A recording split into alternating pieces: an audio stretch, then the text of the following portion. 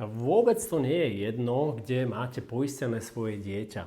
Totižto, ak by ste chceli takýto balík, ako je tu, urobiť a nastaviť svojmu dieťaťu, samozrejme kombinácia tých balíčkov sa dá urobiť akákoľvek, ale pre príklad som uviedol tento balík, že chcete mať svoje dieťa chránené na choroby a úrazy, tak keď som porovnal jednotlivé poisťovne, hodil som to do ich kalkulačiek, zistil som zaujímavú vec, že teda v každej tej poisťovni je iná cena.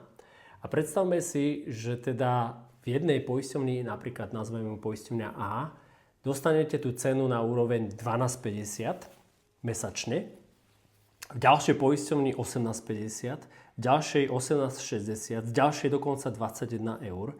To znamená, že rozdiely v tomto balíčku medzi tými poisťovňami sú kľudne 6 až nejakých 8 až 10 eur mesačne. Dobre, čiže vôbec nie je jedno, v akej poisťovni poisťujete svoje dieťa.